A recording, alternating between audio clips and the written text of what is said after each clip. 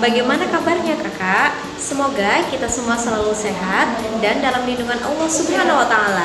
Amin. Pada pertemuan hari ini, kita masih bertemu dengan kelas bahasa Indonesia. Bila pada pertemuan sebelumnya kalian sudah belajar mengenal teks eksposisi, dan pada pertemuan kali ini kalian akan dites bagaimana keterampilan menulis kalian dalam menuangkan gagasan, ide maupun opini kalian untuk menulis teks eksposisi. Nah, berikut ini materi yang akan disampaikan untuk bagaimana langkah-langkah menyajikan teks eksposisi. Simak baik-baik ya. Ustazah harap kalian mencatat semua materi yang Ustazah sampaikan, dan jika suatu saat Ustazah minta untuk mengumpulkan buku, sudah siap ya. Inilah tujuan pembelajaran yang akan kita tempuh. Yang pertama, siswa mampu mengurutkan paragraf eksposisi yang masih acak. Siswa mampu melengkapi teks eksposisi yang tumpang dengan kata atau frasa yang tepat. Siswa mampu menyajikan gagasan dan ide menjadi teks eksposisi yang utuh. Dalam menyajikan teks eksposisi, ada 5 langkah yang harus kalian tempuh. Yang pertama, menentukan topik. Yang kedua, menentukan tujuan. Yang ketiga, mengumpulkan data. Yang keempat, membuat kerangka. Dan yang terakhir, mengembangkan kerangka. Kelima ini harus kalian lakukan dengan sangat benar agar kalian dapat menulis teks eksposisi dengan baik dan benar. Untuk langkah yang pertama, penjelasan pertama, menentukan tema. Tema itu, apa sih itu tema? Tema dibuat agar dalam menulis teks eksposisi kita lebih terarah dan pasti, tidak menyeleweng dari tema yang ditentukan. Tema itu hal pokok atau dasar untuk membuat sebuah teks. Kemudian menentukan tujuan. Tujuan itu adalah maksud atau harapan yang ingin disampaikan oleh pembaca oleh penulis kepada si pembaca. Kemudian memilih data sesuai tema. Data ini bisa kita kumpulkan dari berbagai sumber, bisa dari buku, majalah, internet, surat kabar, ataupun wawancara langsung dengan tokoh terkait ya. Fungsinya adalah untuk memperkuat gagasan atau pendapat kita, sehingga orang lain akan mempercayainya. Kemudian langkah yang keempat adalah membuat kerangka. Kerangka itu apa sih?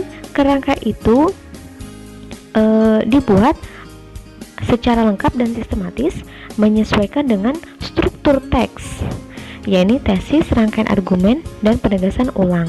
Dibuat secara pokoknya saja dulu, tidak membuat secara lengkap. Tujuannya untuk membatasi hal-hal yang akan disampaikan.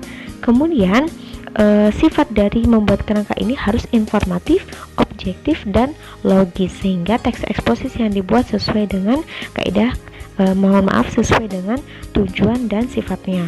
Kemudian dalam membuat kerangka ini memuat topik yang sudah ditentukan. Sekarang kita berlatih yuk. Ustazah berikan contoh setiap langkahnya ya. Yang pertama, tema.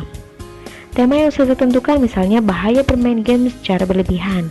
Kemudian tujuan yang ditempuh adalah untuk memberikan informasi dan menjelaskan kepada pembaca bahaya bermain game secara berlebihan. Tujuan ini disampaikan agar pembaca bisa memahami secara garis besar tentang teks yang akan disampaikan. Kemudian mengumpulkan data. Nah, dari topik dan tujuannya sudah ditentukan, data-data sebagai pendukung argumen kita, yakni bisa menjelaskan dampak fisik dan juga dampak psikologis dari bermain gadget secara berlebihan tadi. Bermain game online secara berlebihan tadi. Kalian bisa mendapatkan materi ini dari internet ataupun buku dengan sumber terpercaya ya. Kemudian membuat kerangka. Ingat, kerangka sesuai dengan strukturnya.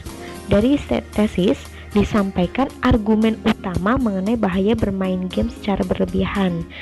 Ini bisa menyajikan pertanyaan kepada pembaca untuk menggugah daya kritis pembaca. Tidak perlu ada jawaban ya. Kemudian bagian rangkaian argumen dijelaskan beberapa pendapat disertai dengan bukti. Kemudian penegasan ulang bisa berisi kesimpulan ataupun saran yang disampaikan agar pembaca bisa memahami dan mempercayai argumen kita. Nah, baru setelah itu mengembangkan kerangka. Dijelaskan, bermain game online di laptop atau gawe memberi keasyikan sendiri, tapi bermain game juga ternyata dapat menimbulkan kecanduan dan dapat menimbulkan berbagai macam dampak yang merugikan si anak loh. Nah, baru di bagian rangkaian argumen dijelaskan. Argumen yang pertama, dampak fisik bermain game secara berlebihan yang pertama yakni mengalami gangguan mata. Terlalu lama menatap laptop atau gawai akan terkena sinar radiasi secara langsung. Semakin lama akan membuat mata panas dan sakit. Kerusakan di mata yang akan dialami antara lain bertambah minus hingga kerusakan saraf mata. Ini untuk argumen yang pertama. Kemudian argumen yang kedua, apalagi dampak negatif bermain game secara berlebihan. Pada paragraf yang argumen yang kedua dijelaskan bahwa dampak fisik yang selanjutnya adalah bisa menyebabkan gangguan motorik. Duduk terlalu lama, anak pasti akan minim bergerak. Hal itu menyebabkan pertumbuhannya terhambat atau tidak maksimal.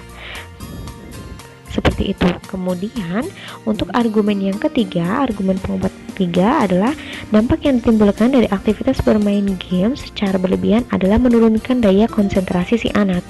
Ketika bermain game online, struktur dendrit sel-sel otak dapat berubah.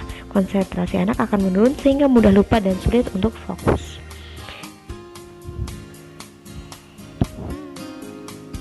Nah, selanjutnya untuk argumen yang keempat, selain dampak fisik, ternyata juga menimbulkan dampak psikologis loh.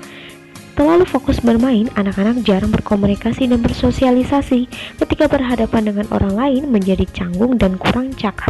Selain itu, selalu fokus bermain dapat membuat anak-anak tidak mudah mendengarkan dan merespon orang yang ada di sekitarnya. Bahkan, game berbau peperangan atau pertarungan juga dapat menimbulkan emosi tinggi. Ternyata banyak ya dampak negatif dari bermain game online secara berlebihan. Nah, bukti-bukti tadi dapat memperkuat argumen kita sehingga pembaca dapat menyetujui argumen yang kita sampaikan. Baru di bagian penegasan ulang bisa diberikan bagaimana sih langkah pencegahannya.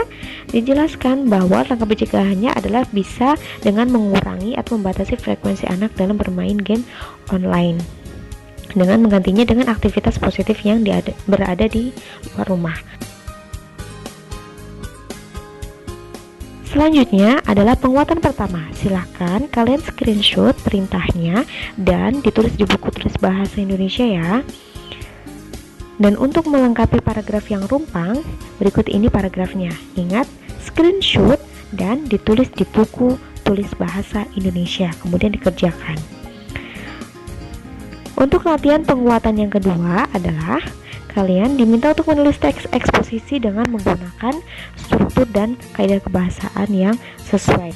Untuk topik yang disajikan, kalian bebas asalkan harus asli karya kalian, tidak boleh menyontek di internet atau buku manapun ya.